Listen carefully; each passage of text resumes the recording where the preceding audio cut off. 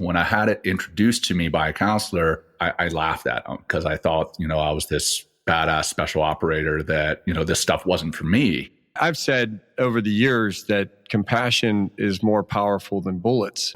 When I found mindfulness resonated with them, that they could be calm when everything else wasn't. And it certainly helped change my life, and I think it is helping change many warriors' lives.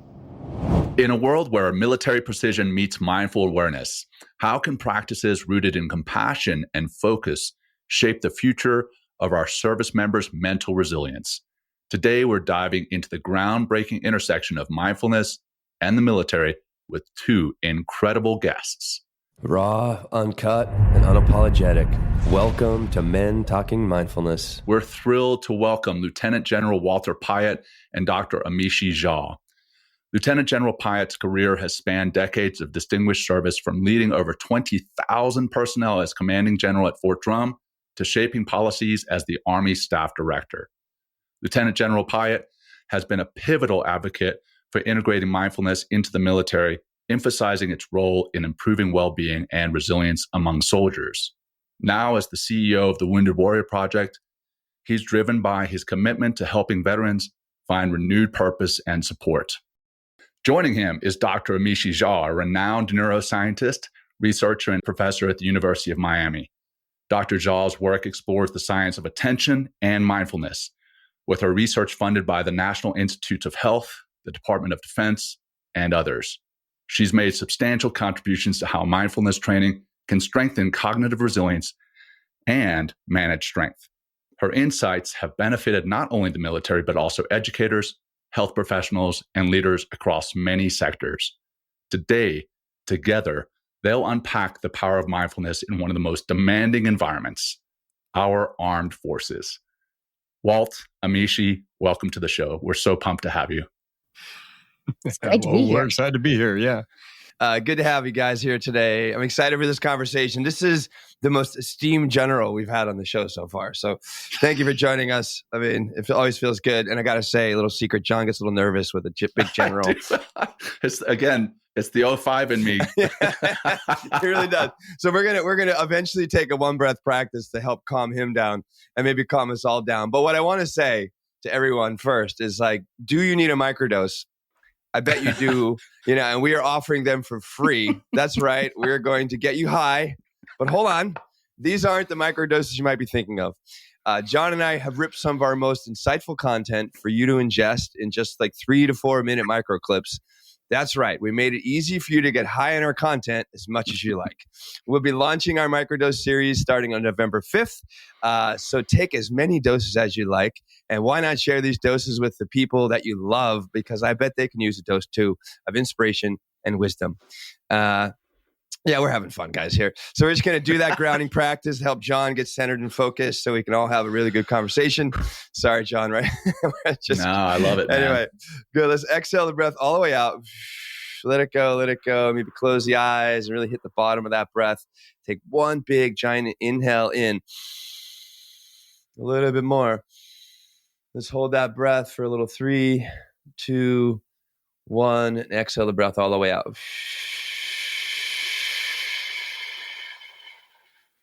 Fantastic. And hey, thank you all for being here, for tuning in, for sharing our podcast, for helping us grow, maybe even leave us a review, and for becoming more mindful.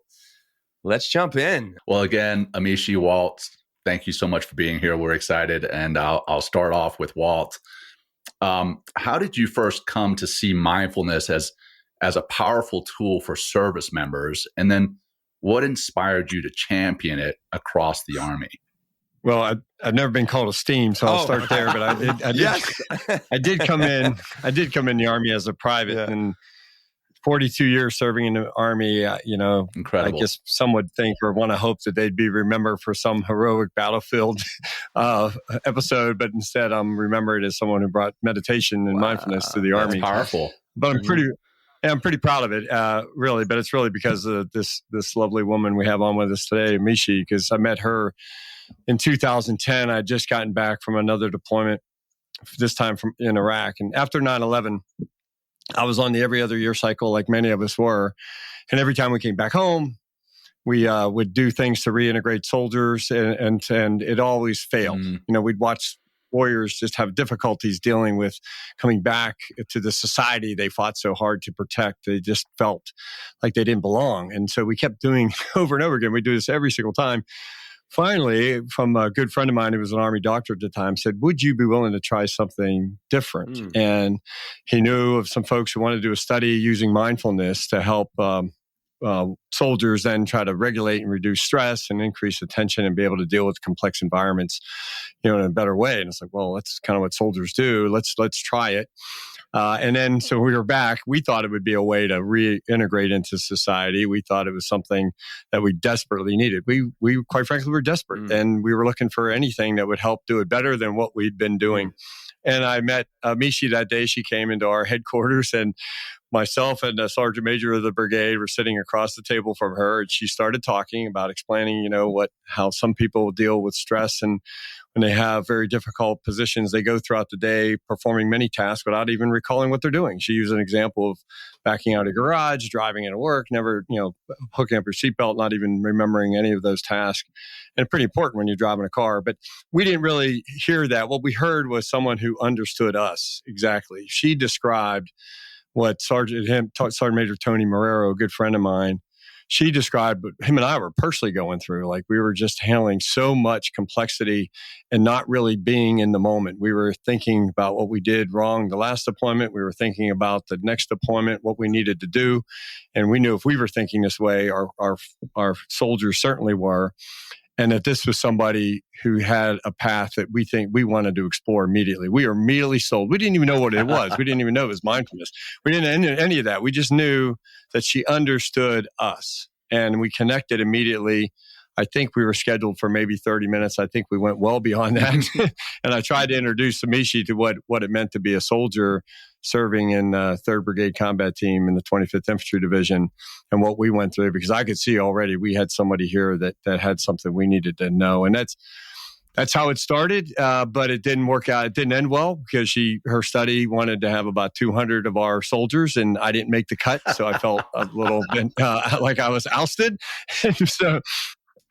But I eventually said, okay, I want to be taught, and I want to be part of this. I know I'm not part of this study. And what we found immediately is that this wasn't something to help us reintegrate. This is something we should be doing pre-deployment, during deployment, and help post-deployment.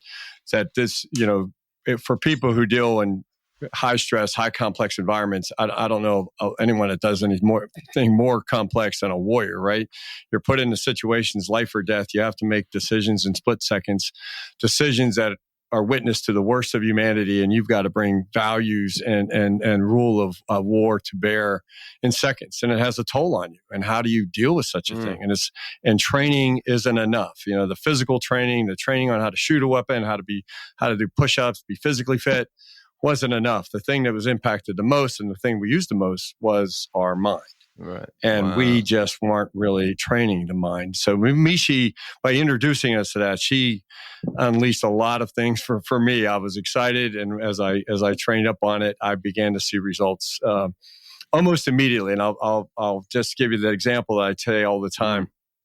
Is just practicing within a few days, I started to realize the power of being in the moment, the power of just listening to people, not trying to solve. So when I went home, I did what husbands rarely do. I listened to my wife. I did. I remember it to this day. It was so clear. Yeah. And my wife, I just kept remembering, she was telling me things, and I wasn't trying to solve the problem. But I remember very clear, vividly, that what a beautiful voice she has. Wow. And I was just there in that moment, and I was listening to her, and it was just the power of being there. Wow. And then catching football with my son, Josh, and he looked at me, and this is back in 2010 when we still had Blackberries. I don't remember what those are. But he said, "Dad, what's wrong?" And I said, "What do you mean?" He goes, "Well, you're not on your Blackberry, like doing work emails while trying to throw ball." And I kept thinking, how many times was I there with Josh or my wife, Cynthia, and I wasn't really there? Right. And if that's with my family, that means so much to me, but put that in a life or death situation, we really need to be there. And I think my wife said it best before I met Amishi, but it resonated throughout. She told me in my many years after 9/11, I deployed, and I said I was about every other year I was deploying to either Afghanistan or Iraq. And Cynthia told me, she said, Walt, don't deploy until you deploy. Oh, yeah. And just think of the power of that. And John, what that means. I mean, it's just you're always you want to think ahead. You want to prepare. You're thinking about what you did wrong last time, but to be there with your family and even with your unit to train for the right things, to be there to get everybody else ready for the difficult task ahead, and to take advantage of the times that you're really home. Be home. So that was a lot, but it was a big moment in my life. I mean, it really was. I'll forget Amishi sitting across that table in that conference room, and within seconds, it was probably the best decision a sergeant major and I ever made as brigade commander, as the brigade command team, is to pursue something that the Army, didn't recommend, and a lot of people were doubtful of why we were trying to do it. But I think it certainly helped change my life, and I think is helping change many warriors' lives. It's changed mine for sure. Changed mine, and as I say, it's not only changed mine, but I truly believe that it saved my life. So I love what it is you guys are doing as a team, as a dynamic duo there. But I'll turn it over to Will for the next question. Well, no, you never really forget the moment that you wake up, because it's just so profound. And, what I'd like to hear from you, Amishi, is, I would like to hear about some of the benefits and stuff, but I think we can kind of wrap that in to the pitch that you gave to Walt, of how to implement this in the military. I mean, it's like, you know what I mean? It's like, here you are, in this conference room, and in 30-minute meeting, it's just like, oh, she's, we'll listen to her, instead it goes on to like actually having a massive influence in the military, which is huge. So give us that pitch, please. I'd love to hear it. I mean, I had briefed, leader after leader after leader in the military. So just to get kind of place where we were, and it does wrap into what motivated us to want to even do this project. Why we even, I'm a neuroscientist, right? I study the brain's attention system in my lab. And what I knew from that is that any kind of high stress, high demand circumstance will degrade attention. Yet the thing we know will be needed for the challenges that service members face and that many other professionals face is their attention. And mainly that's because it basically controls almost every single thing we do. It controls and impacts how we think, how we connect with other people, how we regulate our emotions. So I became very motivated to try to bring this to service members, and in the same kind of time frame, and wrote my first set of large grants. We'd done a wonderful project, a pilot project with a Marine unit that said, this is a beneficial approach. But we'd never gone big. So I gave it a shot. We wrote a couple of big grants. So I had $2 million in funding from the Department of Defense. But one wake-up call that I learned after receiving those grants is they're not going to connect you with leaders or units that will actually receive the training. And that was kind of like, what? And so at that point, how many people did I know in the military that were actively in active duty? Zero. I knew zero people. Wow. And so the notion of even going in and talking to folks in this, it felt like a completely different world with a completely different, set of norms and language, et cetera. But I was able to start making some inroads, at least make some contacts, start going base after base. And it was a lot of no's, a whole year of thanks, ma'am, no thanks. And a lot of the challenges were tied to this weird thing called mindfulness, which, no, we're not interested. But really the challenge was the amount of time we were asking for. Because it was a big project. So we were asking for 24 hours of training time over 8 weeks and about 30 minutes a day where we want people to practice. And I was going to be building a brainwave recording lab on the military base, right? Good luck with that.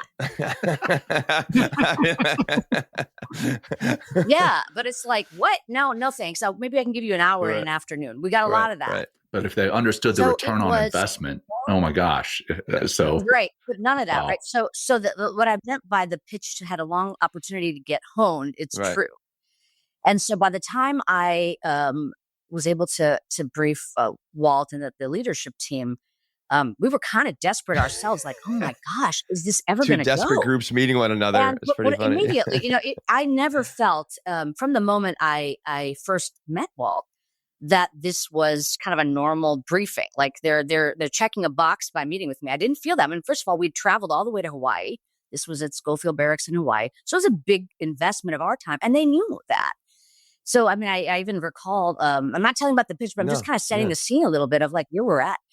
The first thing he did isn't just go, I wasn't just led to the conference room sort of blindly. I mean, he met us. He met us downstairs. We walked up and before we even sat down to have the meeting, he took us to the remembrance room that they had. And that was very, very powerful. Again, remember, I really had very little interaction with the military at that point. And to see not only, the preciousness of remembering each of those that were lost, but seeing that there were pictures of people that were, Iraqis and people from Afghanistan that were their partners there. That meant like something was different here. And I could tell like, this is not a check the box moment. So when we finally sat down to talk, I felt very ready. And the pitch is essentially what I've already said to you, that we know that attention is extremely important. And one of the other things that we know is that most of us aren't paying attention most of the time. So 50% of our waking moments, our attention is not in the task at hand, right? And it won't even, the more challenging part is that we're not even aware of it. So the kinds of circumstances that we talk about could be innocuous. Putting on your seatbelt, so what if you don't remember it, right? Driving when there's no issues, no problem. But you don't know when you're going to need your attention. You don't know when you need to be fully there because the moment requires it. And how can you make your mind ready so that when that moment arrives, you are fully there? How can we train the brain to pay better attention because under stressful circumstances, it will be less likely to be available? And that was the conversation. It was the need that we felt was probably the case that could be beneficial. And it became a very organic conversation regarding the lived experience of people that had just been through this. They felt it. They were seeing it. And then the rest is history, I guess. Yeah. Good history. Good history for sure. Well, I started practicing, Walt, for kind of a similar reason that you had mentioned, is coming back off deployment after seeing loss, after seeing combat. It had definitely affected me. And I believe, like I said before, mindfulness not only changed my life, but quite literally saved my life. But when I had it introduced to me by a counselor, I laughed at him because I thought, I was this badass special operator that, this stuff wasn't for me. And then he kind of flipped the tables and he sold it to me as a performance enhancement, right? He was like, hey, it's going to help you to think more clearly. You can be more focused, have more situational awareness. The byproduct for me was that it helped me to address the anxiety, the post-traumatic stress injuries that I had. Kind of a two-pronged question, if you will. Mindfulness, it's clearly associated with compassion, with calm. And what you mentioned before was helping your soldiers come back from deployment. Like when we would come back from deployment, we would do what's called the neck up or the check up from the neck up, right? Is hey, how's your brain? How are you doing? And guys would blow that off. Guys would be like, hey, as soon as I can get back to training, I'm just going to say whatever I needed to say so that I can get through this. But it sounds like you've implemented something much more powerful than that to address that. Now, that said, in addition to that, I understand we want to help the warriors be more focused and lethal. So how do you reconcile using mindfulness, again, associated with compassion and calm, to make American service members more lethal on the battlefield? Yeah,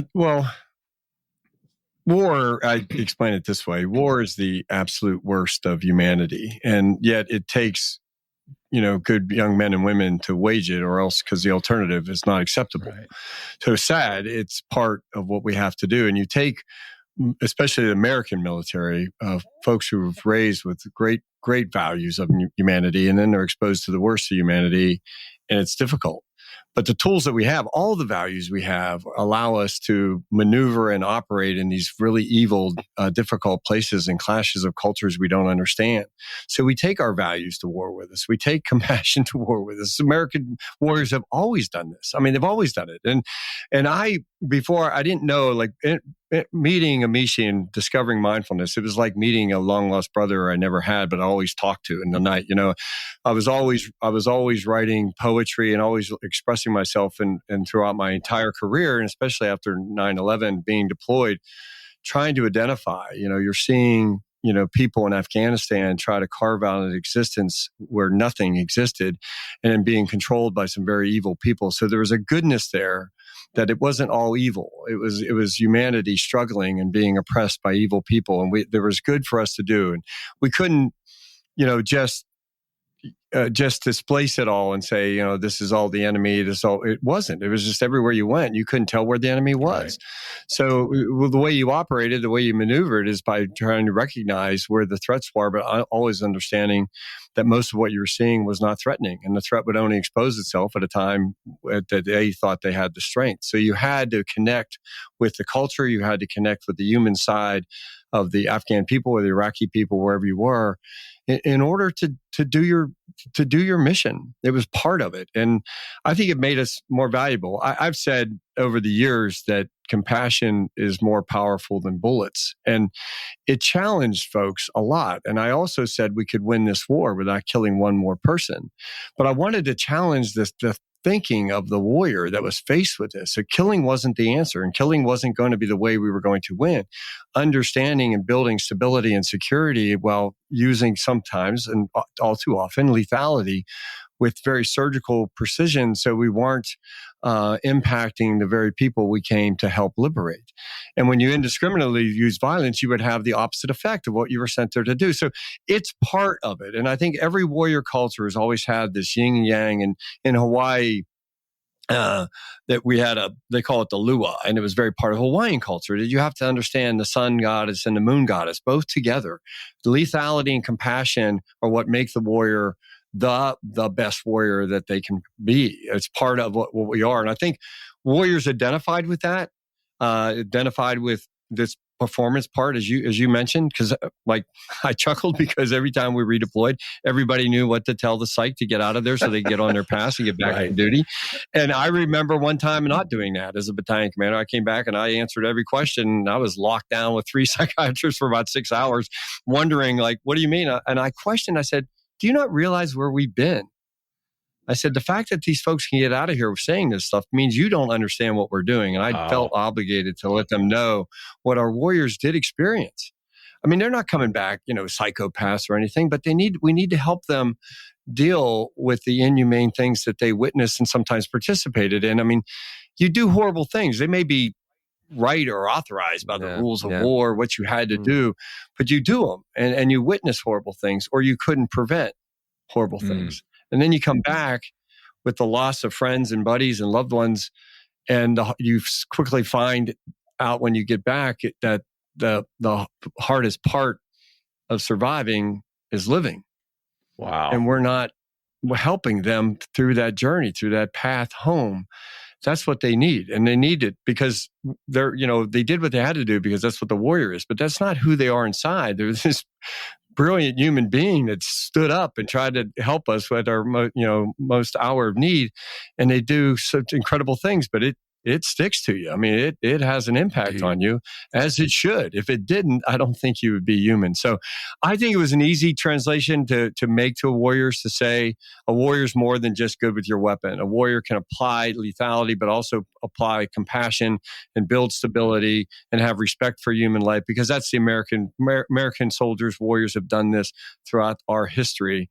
It's our greatest strength as a military. It is really, in my mind, it's our greatest strength, and that's how you win. Nobody really wins through killing. You might read that in a history book or something, but that's not the way it works. We all know that. And so to train these folks for the complex environment they're going to get into, they need this type of work. They need to be exposed to this and understand this, where these emotions are coming from, where the sense of heightened stress that can distract you. At the moment you need to be at your very best, you cannot be thinking of something else, and you cannot be overwhelmed with a situation, or you're going to make the wrong decisions. And what I found, mindfulness resonated with them, that they could be calm when everything else wasn't. Yeah, we talk about that a bunch, being calm amidst the chaos. And it seems like you created a discerning lethality. You know what I mean? It's when to really take that big step of really being lethal. Well, how about you just take us back a little bit, Walt, and like, so you have this meeting with Amishi, and it's just like, oh my God, yes, we need this. And then how do you bring it in, to the ranks and into your soldiers, and what kind of skepticism, where you're meeting? Because like, one of the things that John and I do on the show is we're constantly trying to, debunk all these misconceptions about mindfulness. I mean, John said the first time that he heard about it, he laughed in the dude's face. You know what I mean? Sure did. So how clever did you need to be in order to, help your people? Yeah. Well, it was 2010. So we had a lot of us that had been deployed since 2001. So many of us have just done our 5th deployment or whatever, and we've been gone for years at a time. And we've seen the clash of, what the war really looked like, what the war on terror really looked like. And it wasn't like anything you saw on TV. The enemy did not wear uniforms. It was a sea of many times evil. You could see, humanity's worst, but you also saw sometimes humanity's best. And I think what I found in warriors is they became the best of humanity because they saw the worst of it. So it wasn't like kicking down a door that was locked, and it was a great, as you would expect. And most warriors, I'm not going to do this.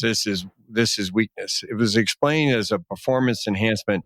So there was curiosity, especially when they know that professional athletes would do this. If this makes me better, I'm a little curious. If it doesn't work, it's on you now, Amishi, to prove to me that it works as a warrior. So they came in at, a little doubtful, but open to something that would make them better performing.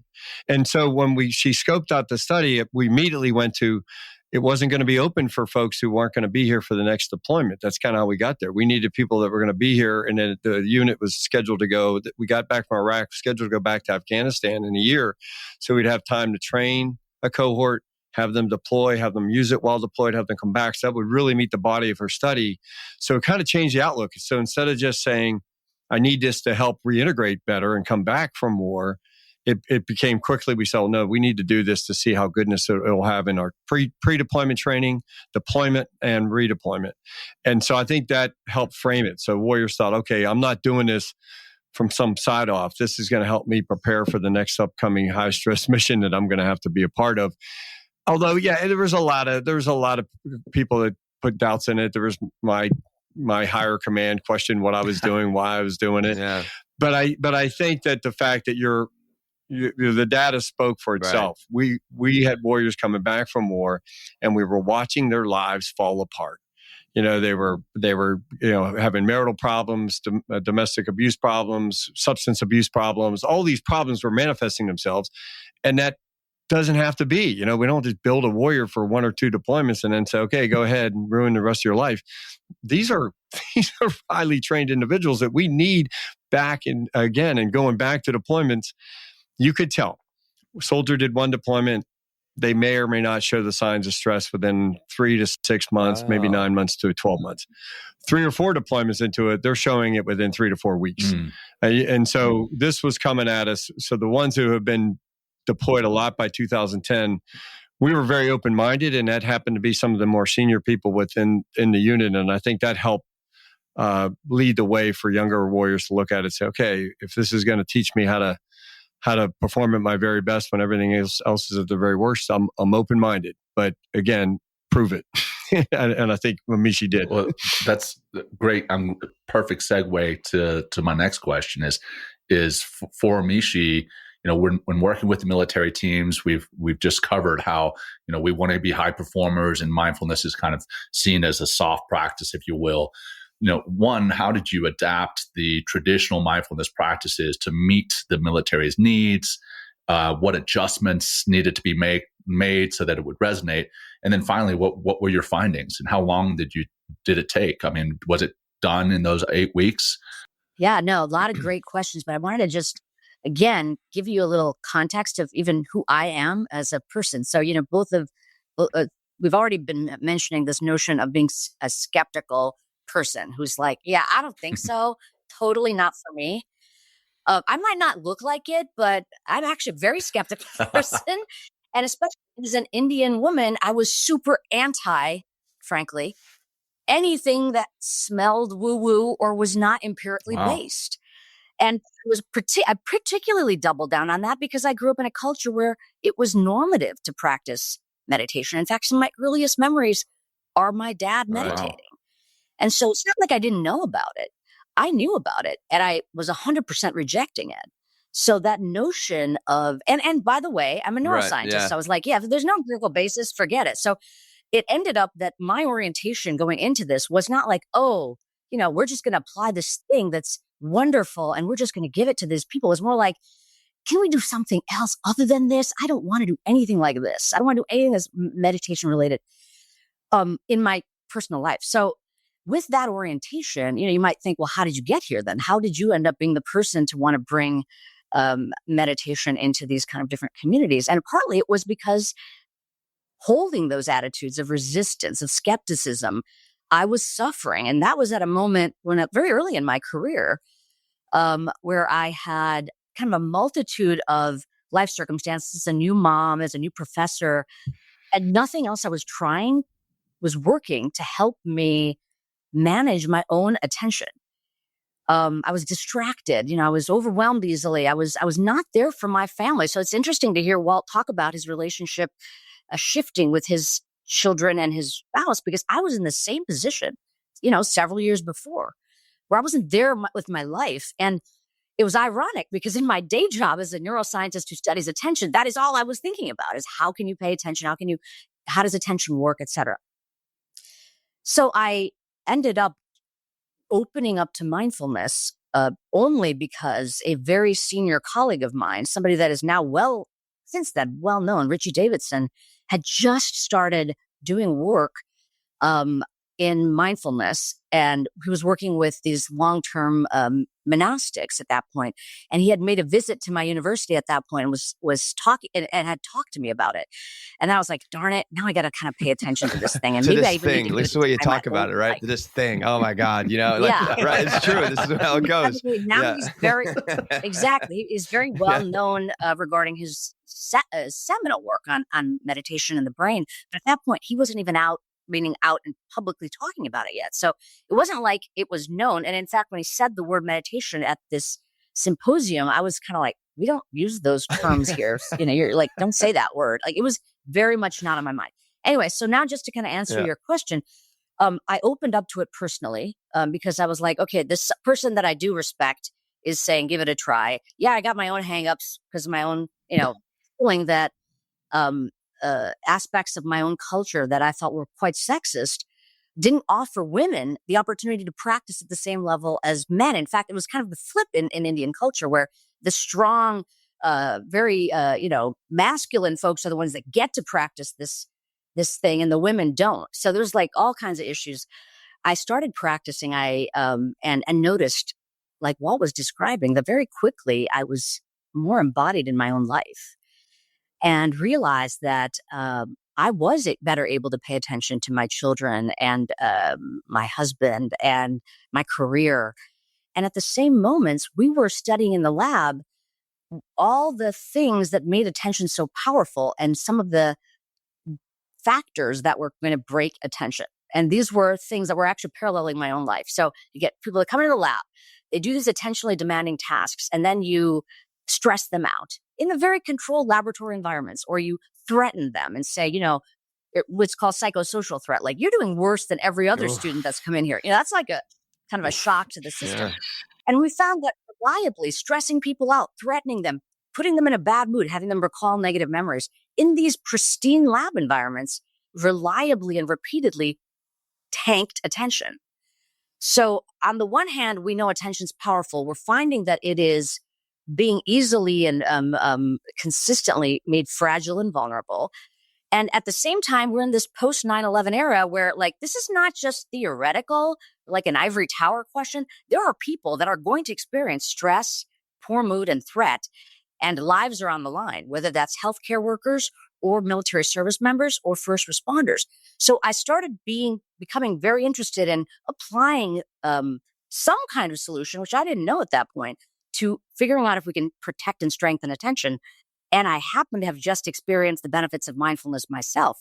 And I kind of connected the dots and said, hey, what if we try to bring these tools? And at that moment, nobody had ever formally done a large test of not only mindfulness in the military, but mindfulness and attention.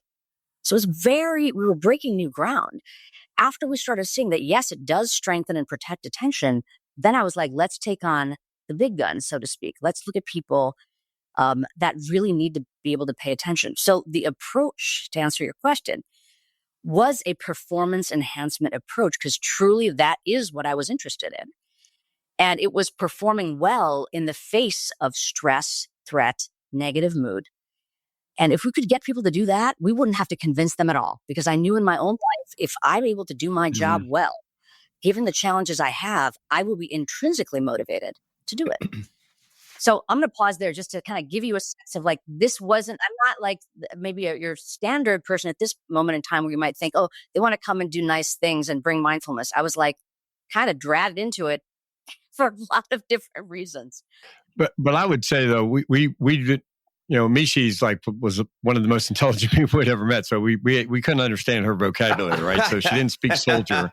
So we did some work. I said, we can't talk to soldiers about slowly chewing a raisin, soldiers dip Copenhagen, John's right? favorite exercise. And they drink monster drinks, right? So we had to, but we did some work. It was, and quite frankly, I said, this is really push-ups for your mind. And that resonated with soldiers. Right. And Mishi ran with it, and they would talk in language that maybe we would understand.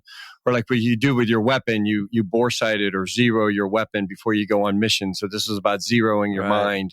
And those kind of things resonated. She would do a lot of work to try to translate the scientific terms that may have went over our head or may have caused us to doubt or be skeptical.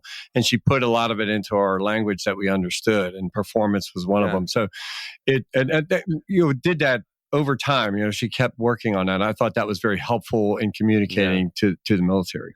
Just to quickly say that it wasn't us trying to do it. It was realizing we don't know this community. We don't know the languaging. And knowing that it had to be in partnership. It had to be as a collaboration, because I don't want to impose anything. It won't work if you impose something from the outside in. I'm not the expert in knowing what the relevance is, what the appropriate terms are, what the right metaphors are, what the pressure points are, and lived experience. And so we'd already done that in the context of medical and nursing professionals, because I'm not a medical doctor either. And I'm not an athlete either. So we always partnered with the community that we were going to be working with to translate it into those terms. And the military was the same idea. What I really lucked out on, though, was to have partners, and Walt at the top of that list, who were willing to work with us.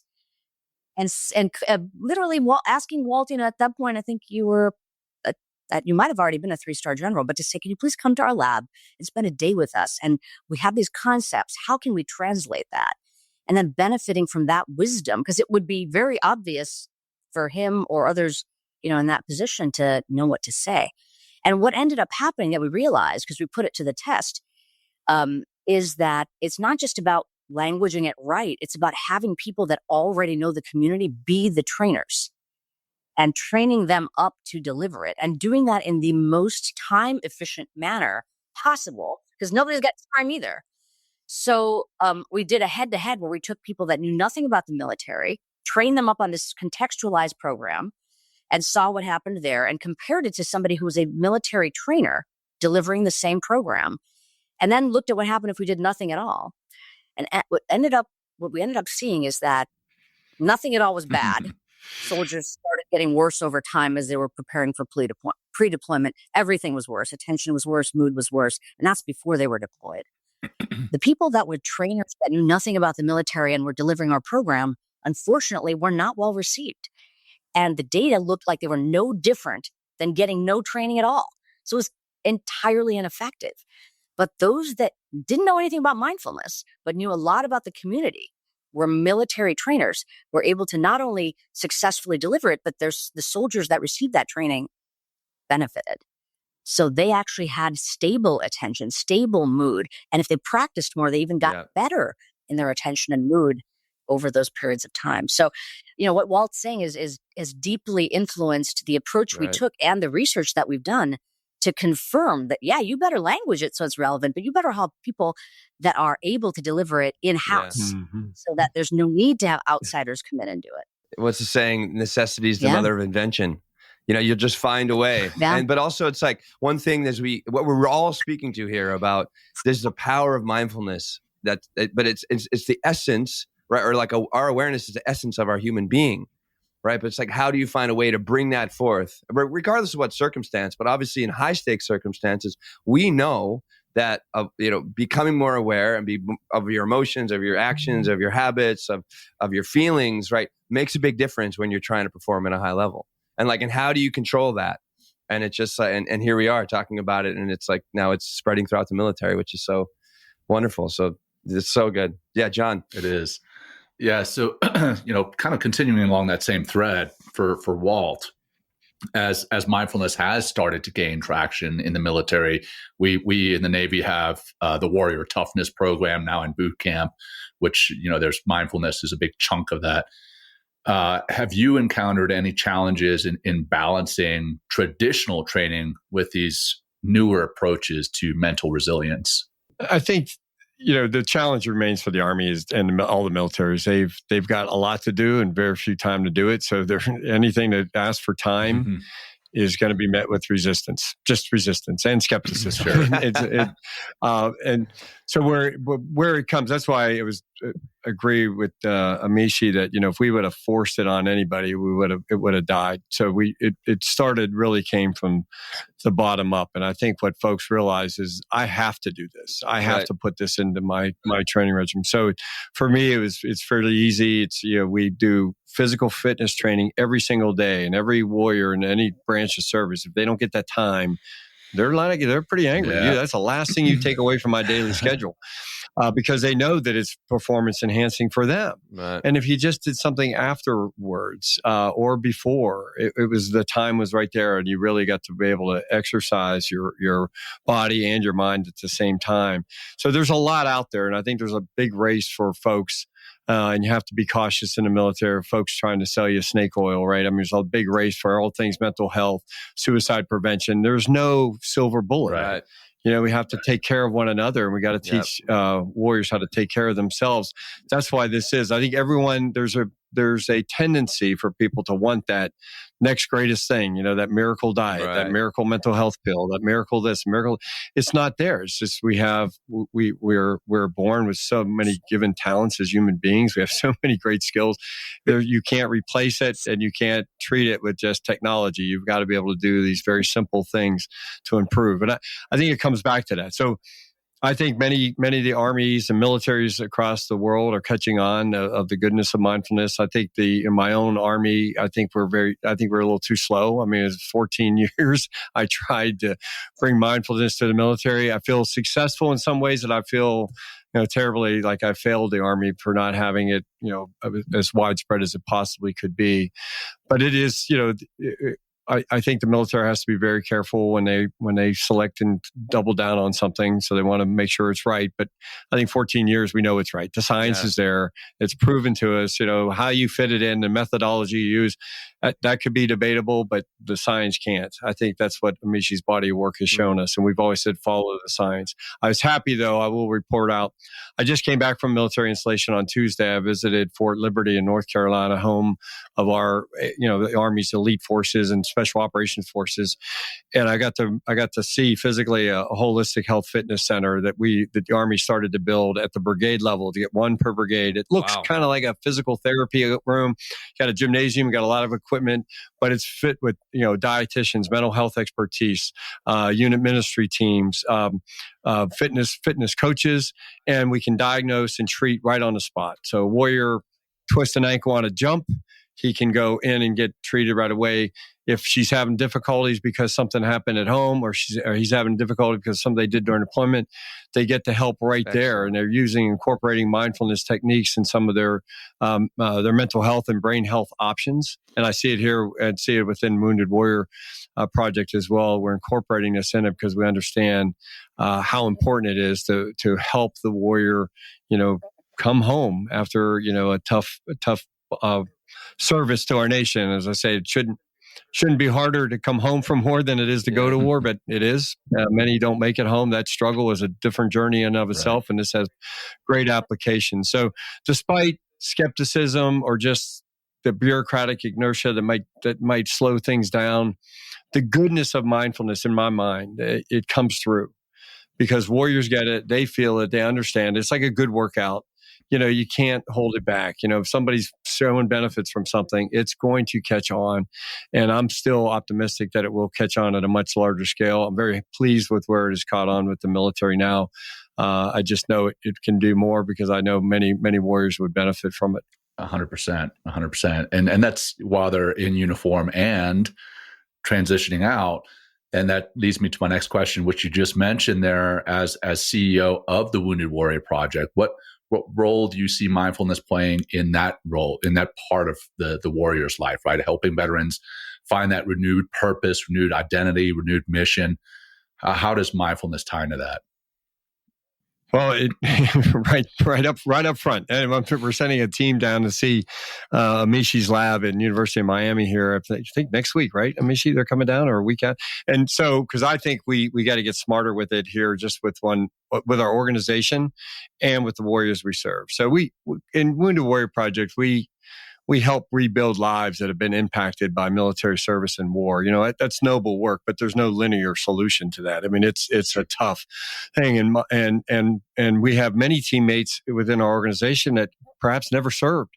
So they feel like, well, this can't traumatize me. And yet I can see it in their faces and their eyes when they're helping these warriors try to make this transition in life, that it's tough. They're dealing with warriors who have done really, really tough things and having a real struggle, and it's sticking to them, and they need to understand it. They need to be aware. So I think this is going to benefit us in not just helping us deal with the stresses that we deal with daily, but helping us improve the quality of what we bring to a warrior to help bring them back home, and also helping with each other so that we can be good teammates, because we do win often. We get a warrior, we get them back on that path of hope and renewed purpose in life, but all too often we never get the warrior to begin with. And if we don't get them while they're still in uniform, they get out of uniform, sadly, they're going to fall into despair. They may be unemployed, lose their job, family breaks up, they may get evicted from their home. And all too often, we may find them, under a bridge with, a bottle or a gun in their mouth. And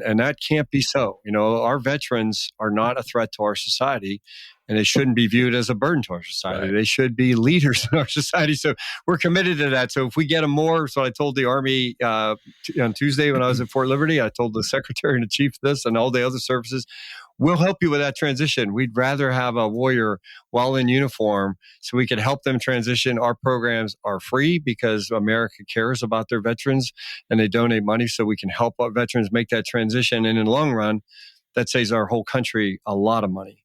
That we get people that are willing to defend our freedom, and we get them out of the military service if they choose to do so, and we get them back into being leaders in society because they know what's at stake if our society is not defended. So real proud to be on this side of the equation now and being out of uniform and get to try to help those who keep our nation free. And mindfulness is it is, because I'm here and I'm still practicing, plays a key part every day that you recognize. You can see it in people's eyes, the stress that they're having just from the life burdens of transitioning or dealing with people that are transitioning. I'll say this. I talked to a teammate a couple days ago. A military spouse, her husband, special operator, and he was wounded, several deployments, but one was wounded. And she said, he came back, this wasn't my husband. And I didn't recognize him. Now the wounds healed, the physical wounds healed, but the mental wounds didn't. She said it was horrid. He was a miserable, angry, bitter person. And she went through it all. And she was telling me that she did not recognize him. She goes, how could I, love him when I didn't even like him? Oh, and it's often this is what families go through. But what she said was, she goes, I decided to remember not what happened to him, but why it happened to him. That he was there to defend our freedom. That he cared about our family, our nation. That he would deploy in the most elite units in our military, and he came home like this. So what I decided to do is her words. I decided I was staying. And if he was going to do that for me and my country, I could do this for him. And by staying, she brought him home and she got her husband back. And it's a powerful story, but you hear that. It's doctors in the military, they're going to save your life. I mean, we've saved lives in the most horrific places and almost dangerous circumstances, but they can't give you your life back. That's what we do. That's what we help with. We help warriors get their life back because they deserve it. And I think mindfulness plays a critical role in just being that self-awareness, that paying attention, being empathetic to another human being, and knowing that what it takes is beyond medicine or prescription. It's love and kindness and compassion, how powerful that can be in a warrior's journey home. That's beautiful. Absolutely. Absolutely. And you mentioned clearly that you guys are doing what you're doing for free for the veteran because of the donations of people like people who are donating. So quick shameless plug for you all for the Wounded Warrior Project. For those listening, look them up, see the good things they're doing, and consider putting a donation in because of what it does for our veterans. So thank you for what you're doing there. And Will, sorry, I know you were going to ask something. No. Amisha, so what's the next frontier of your research? You're on the forefront of a lot of this work. It's like, how do you see it? What's the next? The next frontier is like, how do we just discover more about mindfulness? Like, I'm excited to, or can we? I don't know. Yeah, the journey continues. So my book has been out for about 3 years, and I have a new, it's called Peak Mind. If anybody wants to check it out, and you'll hear a lot of the kind of powerful words from General Pyat, because he is a through line for the story of that book, which is about our journey really in the discoveries and the science of bringing mindfulness to different kinds of high demand communities. We're at a good moment, I would say, in many ways. And the next steps, I think, are very exciting because unlike that, first year I spent where I got a lot of no's, I'm getting a lot of yeses now. Beautiful. And a lot of people are coming to us asking for training. And so now I think my sense of what needs to happen is the responsibility has shifted. It's not about telling people mindfulness is something they should pay attention to. They do. Now it's about ensuring that what we give high demand, consequential people is scientifically backed, correct, and effective treatment. And frankly, and from my point of view, because I'm not a clinician, it's not about treatment, it's about training so that treatment is less and less likely to be needed. Exactly. And so, for example, the kinds of work that we're doing now is from international militaries. There's a lot I could say, but I'll say two things. The first is that we have militaries from around the world that are now implementing mindfulness. So we've already been working with New Zealand and Australia.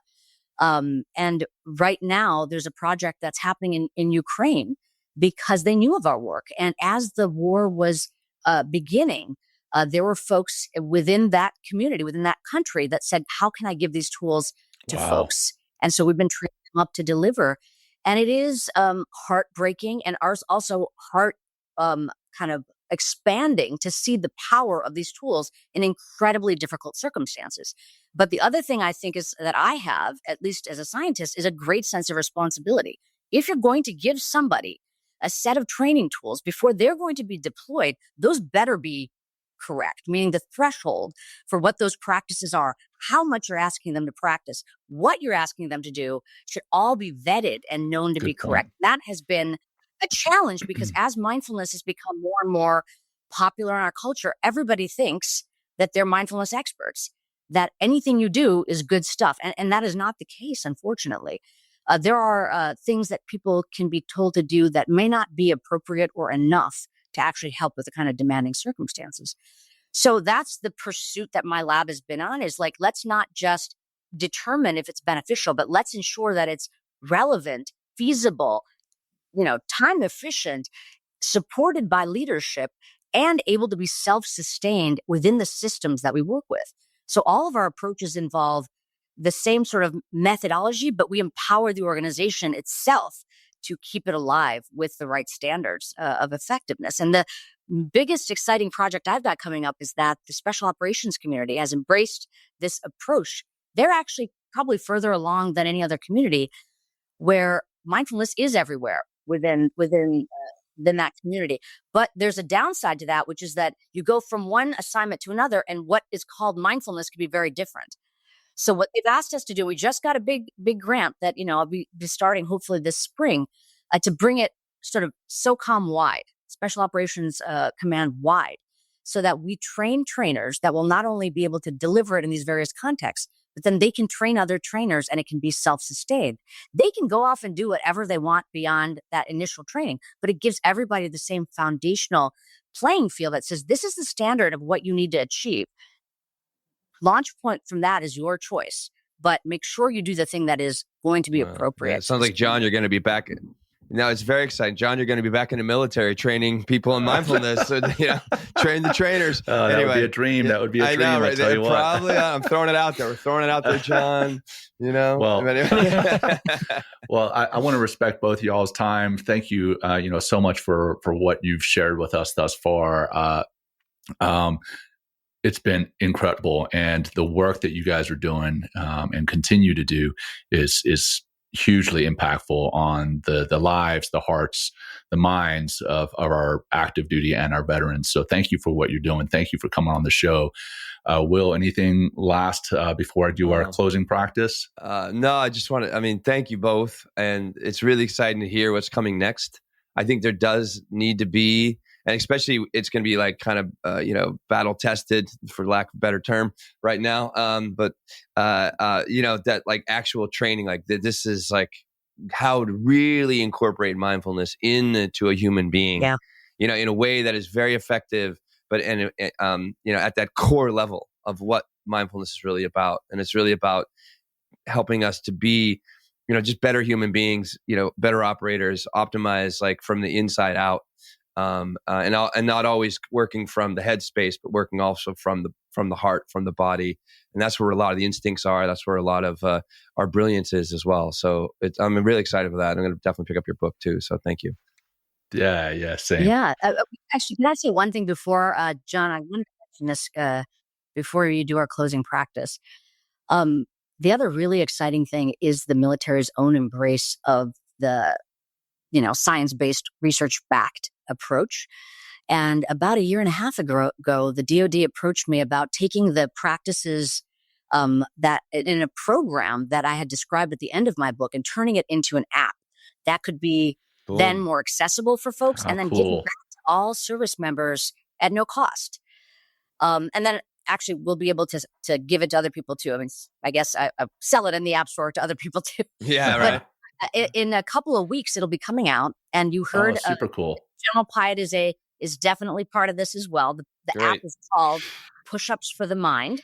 There you go. Yes. Yeah, you said that earlier. And it's all around this number 12 minutes of practicing about 12 minutes a day, and about shooting for about 4 days a week in the variety of practices that we've found over and over again in our research are effective at improving not only attention, mood, and our relationships, but performance as well. So just be on the lookout for that, because we want anybody that's a service member to be able to access that as soon as it's available. Oh, Amishi, please let us know when it's out. I'm going to spread the word as far as I can, far and wide, because of how much we believe in these practices. So yeah, amazing. Congratulations on that. And I'll wrap it up with, we're just going to do another one breath practice. As you both well know, one breath is not enough, but it at least grounds us here and now. So it's a good start. So let's go ahead and begin with an exhale, emptying out all the way and holding empty for a second.